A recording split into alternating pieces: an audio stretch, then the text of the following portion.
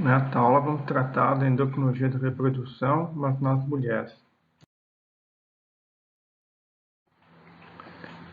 A regulação da liberação das gonadotrofinas é basicamente igual à dos machos, ou seja, no início do período reprodutivo, durante a fase da puberdade, o encéfalo e o hipotálamo produzem as quispeptinas 1 e 2, que vão agir no hipotálamo, promovendo a liberação do hormônio liberador das gonadotrofinas, o GnRH. Ele vai atuar na adenohipófise, estimulando a liberação do FSH e do LH, que vão promover, então, a maturação gonadal e liberação dos esteroides gonadais. Os ovários apresentam células germinais, que vão formar as oogônias, que vão dar origem aos zoócitos. Os zoócitos são revestidos por células foliculares, formando, então, os folículos ovarianos. 3 camadas revestem os zoócitos. Na parte mais interna, para a parte mais interna, temos a célula granulosa, a membrana basal e as células da teca. No desenho ainda dá para ver mais internamente uma membrana, que é o córion, e internamente ficaria então o vitelo. A mitose dos zoócitos cessa no nascimento e logo ocorre o início da meiose. O final da meiose só vai ocorrer na puberdade. A puberdade, então, é quando é capaz de liberar gametas e apresenta um comportamento sexual completo. Aumenta a secreção de gonadotrofinas, bem como a sensibilidade ao hormônio liberador das gonadotrofinas. As mulheres apresentam um ciclo ovulatório. Nós temos, então, o desenvolvimento do folículo primordial, forma um folículo primário, e sob a ação do FSH, então, ele inicia a secreção de estradiol. E vai se desenvolvendo, até chegar no folículo maturo. O folículo maturo, então, vai sofrer a ação do LH e vai ocorrer a ovulação, que seria o quê? A separação do ócito, e as demais camadas, então, que formavam o folículo, vão formar o corpo lúteo. O corpo lúteo, posteriormente, começa a produzir, então, progesterona, principalmente, e um pouco de estradiol. E a secreção de progesterona e estradiol, então, inibe a liberação do FSH e do LH. Se não ocorrer fecundação, como o FSH e o LH estão baixos, ocorre degeneração do corpo lúteo e o ciclo vai reiniciar. Na fase pré-ovulatória, ou seja, antes da ovulação, as células da teca sofrerão ação do hormônio luteinizante, o LH, e vão produzir testosterona. A testosterona se difunde da célula da teca para a célula da granulosa. E lá, sob a ação do FSH, a testosterona é convertida em estradiol pela enzima aromatase. Nesse desenho apresenta então aqui, temos mais em cima o hipotálamo, produzindo o hormônio liberador de gonadotrofinas, segue então através do sistema porto-hipotálamo hipofisário até a adenohipófise e vai estimular a secreção do LH e do FSH. O LH e o FSH circulam pela circulação e chegam até o ovário. No ovário, então, o LH estimula a célula da teca a produzir androgênio, principalmente testosterona.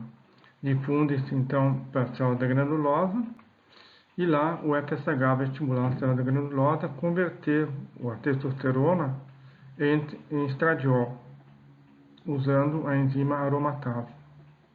O estrogênio, então, que é secretado pela circulação geral. Lembre-se que a testosterona fica somente dentro ali do folículo. O estrogênio e o FSH estimulam, então, uma proliferação adicional das células granulosas dentro do folículo. Etapas gerais do ciclo ovulatório ou ciclo menstrual. Primeira parte, então, temos o crescimento folicular, geralmente mais de 20 dias, e o crescimento total pode levar até em torno de 6 meses. Mas o desenvolvimento principal nos 20 dias. O folículo primordial, então, é a fase inicial de crescimento, independente de hormônios. Temos vários folículos que crescem. As células foliculares formam a célula granulosa e produzem a zona pelúcida. que é uma substância glicoproteica. A célula da TECA, o LH estimula a produção de testosterona, como já falamos, e na célula granulosa, então, o FSH estimula a conversão de testosterona em estradiol. E o FSH e estradiol, então, aumentam o número de receptores de FSH na célula granulosa. Então, fica mais eficiente a ação do FSH durante um certo período.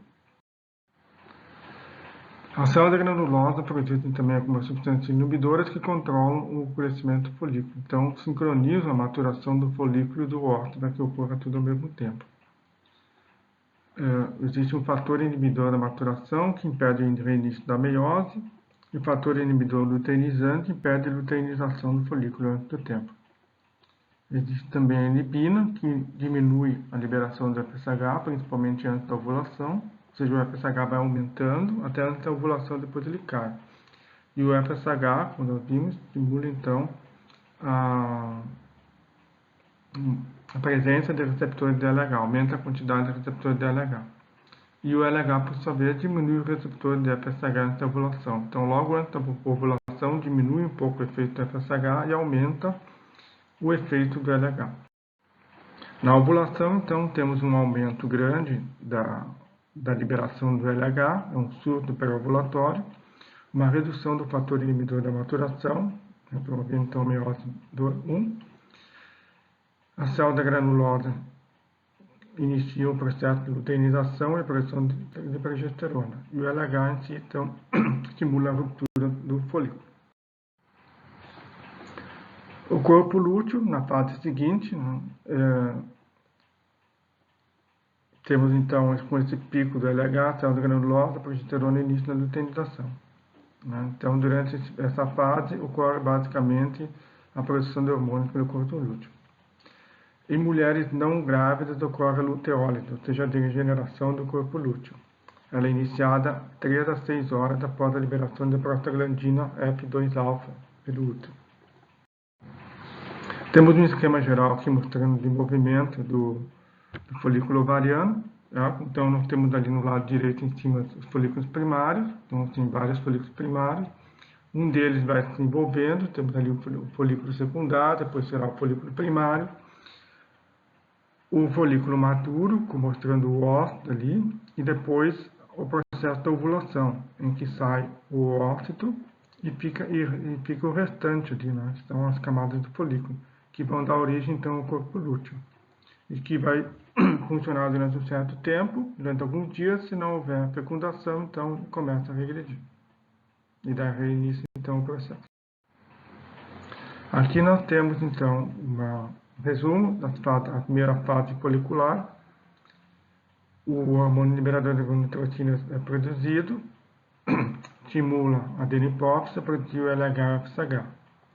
Então, o LH estimula a célula da TECA a produzir androgênios que vão para a célula granulosa, transformados pela aromatose em estrogênio ou estradiol. Na fase seguinte, temos então logo antes da ovulação, continua havendo a liberação do hormônio liberador de gonadotrofinas, maior quantidade do LH. Então, nós temos o que? Altos níveis de estrogênio ou estradiol. Durante esse curto período, logo antes da ovulação, à medida que aumentam os níveis de estrogênio, eles exercem um efeito de retroalimentação positiva sobre o LH, estimulando ainda mais a liberação do LH para aumentar os níveis de estradiol. E vejam que no caso do FSH, vai haver pelo folículo a liberação da inibina, que é um hormônio que vai provocar a inibição de uma secreção adicional do FSH. Então, logo antes da ovulação, aumenta bastante o LH e diminui o FSH. Na fase luteal, então, nós temos uma menor produção do gene RH, uma pequena produção do FSH, aliás, não há produção do FSH praticamente, porque ele é inibido pela inibina, o LH muito pouco, e o corpo lúteo, então, produz estrogênio ou estradiol e progesterona, que vão inibir, então, a liberação do FSH, do LH e do gene RH.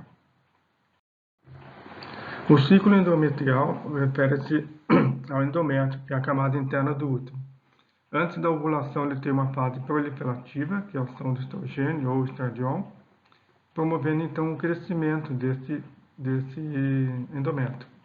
Após a ovulação, tem uma fase secretora, que é mais uma ação da progesterona, e esse endométrio produz então um folículo rico em nutrientes para a implantação do ovo, ou seja, ocorreria a fecundação e implantação do ovo no útero para desenvolvimento do ovo, desenvolvimento do embrião. Se não houver essa fecundação, não vai haver implantação do ovo, ocorre involução do corpo lúteo, diminui progesterona e estradiol, involução do endométrio, ocorre então um vasoespasmo, ou seja, constrição dos vasos sanguíneos do endométrio. O endométrio vai degenerando e temos então a menstruação. Aqui mostrando as várias fases, tudo integrado, nós temos ali os níveis dos hormônios gonadotrópicos, FSH e LH. Então vejam que o FSH inicialmente está um pouco mais alto, logo antes um pouco antes da ovulação ele vai caindo, e para aumentar bem no momento da ovulação, mas principalmente o aumento do LH. E depois ambos diminuem e ficam baixos até o final da fase de desenvolvimento do corpo lúteo. O desenvolvimento ovariano, temos a fase folicular, processo da ovulação, depois a fase luteal.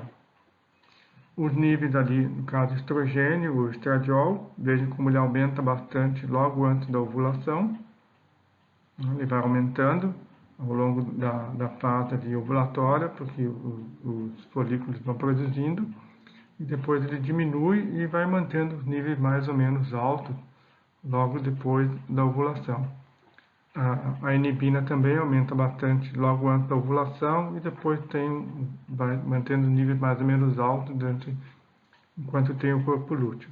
E a progesterona, veja que durante a fase inicial ela é bem baixa e aumenta logo depois da ovulação, quando tem a formação do corpo lúteo.